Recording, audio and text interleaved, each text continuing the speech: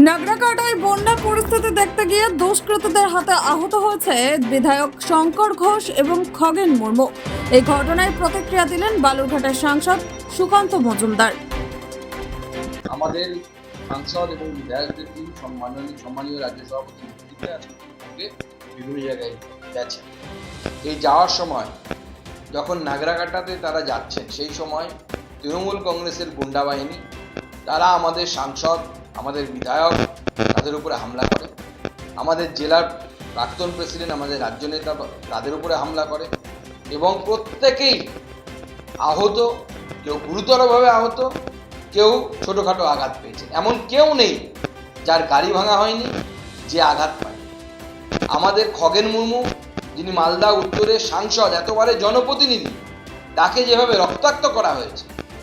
আমাদের শঙ্কর ঘোষ, যিনি আমাদের চিফ হুইপ, শিলিগুড়ি বিধায়ক, তাকে পর্যন্ত রক্তাক্ত করা হয়েছে। আমাদের জলপাইগুড়ি জেলার প্রাক্তন জেলা সভাপতি, আমাদের রাজ্য নেতা বাপি গোস্বামী, সে পর্যন্ত আহত।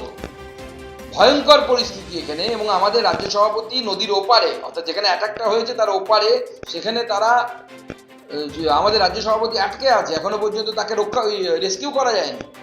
এই ভয়ঙ্কর পরিস্থিতি মমতা বন্দ্যোপাধ্যায় তৈরি করে রেখেছেন ল অ্যান্ড অর্ডারে। এবং পুরো হামলাটা হয়েছে মুসলিম গ্রাম থেকে। প্রত্যেক জায়গায় তৃণমূল কংগ্রেস এরকম মুসলিম হুলিগ্যান্সদের টিম তৈরি করে রেখেছে। যে কোনো লোক কোনো কাজ করতে গেলে বা কোনো সমাজসেবামূলক কাজ করতে গেলে তাদের উপরে এই ধরনের হামলা হচ্ছে এবং এটা তৃণমূল কংগ্রেস করাচ্ছে রাজনৈতিকভাবে। তৃণমূল কংগ্রেস পিছিয়ে যাওয়ার জন্য, কারণ গতকাল যখন মমতা বন্দ্যোপাধ্যায় উত্তরবঙ্গে এই ধরনের ঘটনা ঘটছে, তখন উনি কলকাতায় বসে কার্নিভালে নাচছেন, ঢাংকুরকুর করে নাচছেন। জানেন উনি যে উত্তরবঙ্গের মানুষ এটা মেনে নেবে না, উত্তরবঙ্গের মানুষের বিরুদ্ধে খেপে উঠবে। বিজেপি নেমে গেছে রাস্তায়।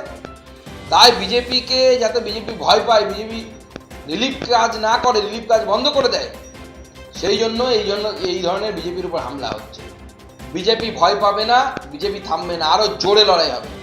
প্রয়োজনে আমাদের রাজ্য সভাপতি আন্দোলন ঘোষণা করবে। আমরা রাজনৈতিকভাবে লড়বো, লিগালি লড়বো, সমস্তভাবে লড়বো, প্রত্যেকটা মারের হিসেব হবে।